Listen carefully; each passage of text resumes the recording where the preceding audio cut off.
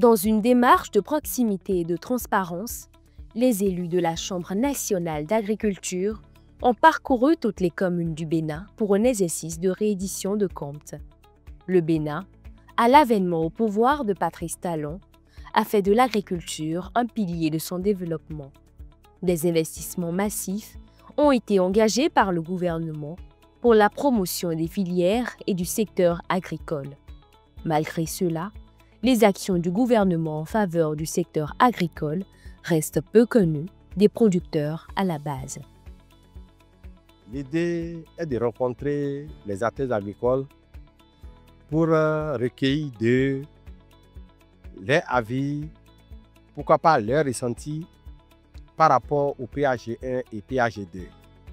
Qu'ils vous souviennent qu'à travers le PAG1 et le PAG2 depuis 2016, que ces différents programmes d'action du gouvernement contiennent le volet agricole. Ce volet agricole qui est dédié aux agriculteurs devrait être évalué par les agriculteurs eux-mêmes. Et c'est cet exercice-là que nous sommes en train de faire. Demain, les silettes, Bodo Achekubaun,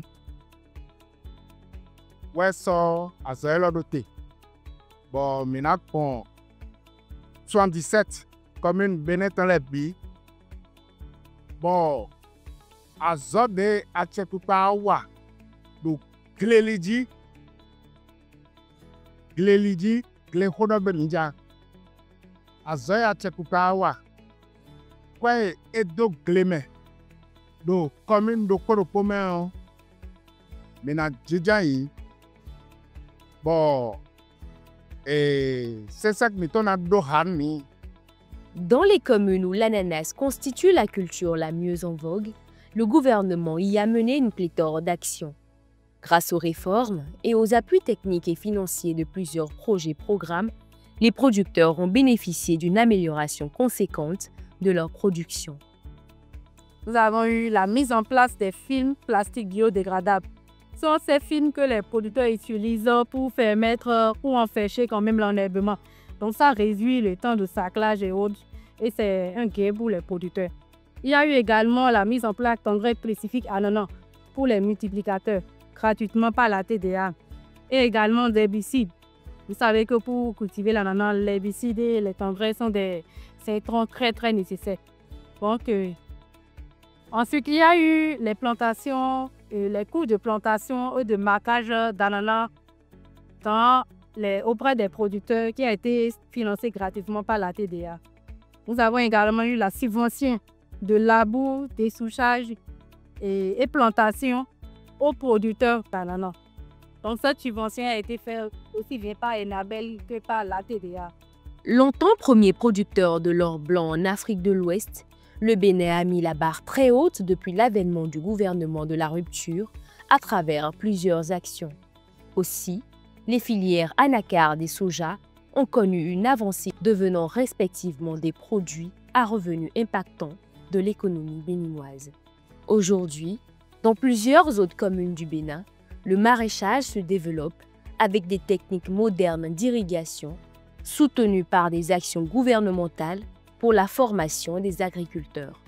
Parlant aussi des filières aquaculture et œufs de consommation, le Bénin a enregistré d'énormes progrès. Pour le maraîchage, nous avons par exemple la mise en place de kits de semences et autres intrants au profit des producteurs à prix subventionné par la TDA sous le PNDF Culture maraîchère au titre de 2021.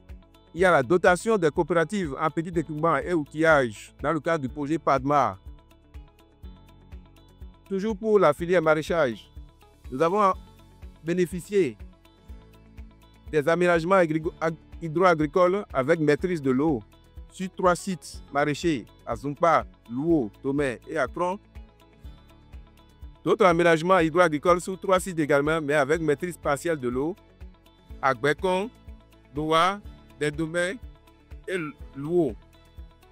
Il y a l'amélioration de la qualité nutritionnelle des populations à la base à travers le le projet Pada Nutrition qui a accompagné 720 bénéficiaires dans 18 villages. Ce projet, c'est un renforcement de capacité de masse, c'est-à-dire les 720 bénéficiaires ont reçu un renforcement de capacité sur l'installation des jardins de cases. Certes, les actions inscrites dans les PAG 1 et 2 ont eu un impact direct sur l'agriculture béninoise et surtout les acteurs à la base. Mais tant qu'il reste à faire, rien n'est fait, dit-on. Lors de cette tournée, les agriculteurs ont exprimé leur reconnaissance vis-à-vis du gouvernement et ont profité pour formuler plusieurs doléances pertinentes. Généralement, nous sommes satisfaits puisqu'il y avait déjà des gouvernements qui ont passé, mais tel que les actions se passent aujourd'hui, ce n'était pas le cas. Aujourd'hui, nous sommes associés à toutes les interventions qui sont faites sur le terrain, les réalisations, les pistes rurales dont on a parlé. Chaque fois, à chaque année, on nous invite à faire le recensement sur le terrain des pistes à réaménager. Je suis chaque fois signataire de ces pistes-là et le gouvernement arrive à les réaménager. Il y a aussi une préoccupation qui dépasse notre compétence, c'est la transhumance. Ça, là, pour noter ça de Bourrouge au gouvernement. Et nous avons constaté, moi j'ai été dans le comité de lutte contre la transhumance depuis 12 ans, mais ça ne porte pas. Et quand vous arrêtez un berger, il suffit que vous le mettez en prison, vous sortez de là, on le relâche. Et tout est détruit. Même les boutures de manioc, ça fait que la famine gagne le terrain. Le gouvernement est en train d'essayer, mais il reste encore à faire dans ce domaine-là. Mais nous transformer, nous pas, mais l'aide au fait de nous transformer, Martin. Pour des, à quoi des millions d'envoyants bail certification et support processus là do millions ouais. Bon, mais mi bail kaka, mais n'a bien ma fi bobi bail mon.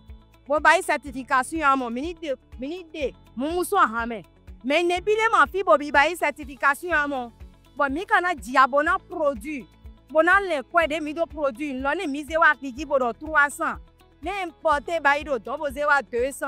Mais mi ton les en wezou 200 À l'issue de cette tournée, la Chambre nationale d'agriculture produira un rapport qui sera présenté au chef de l'État pour prendre connaissance des doléances faites par le plus grand nombre de producteurs. Après avoir reçu cette demande, nous allons essayer de faire un mémorandum. Nous allons faire un mémorandum et faire la synthèse de toutes les communes. Nous allons présenter ce mémorandum au président de la République. Donc, moi, j'aimerais demander aux producteurs d'avoir confiance à la Chambre nationale de l'agriculture et que leur dire aussi que cette activité ne serait pas la première fois dans l'histoire. Nous allons continuer. La Chambre d'agriculture doit institutionnaliser ce travail dans son programme. Et chaque gouvernement qui passe, on doit essayer de l'interpeller négativement ou bien positivement pour qu'il puisse investir directement dans le secteur agricole en tenant compte des besoins des producteurs et non en tenant compte de la politique du gouvernement. Cette réédition de comptes est une étape clé pour bâtir une agriculture résiliente et durable au Bénin, en plaçant les producteurs au cœur des décisions. Vivement que les besoins exprimés par les producteurs à la base permettent à la Chambre nationale d'agriculture et au gouvernement de définir des actions prioritaires pour davantage révéler l'agriculture béninoise.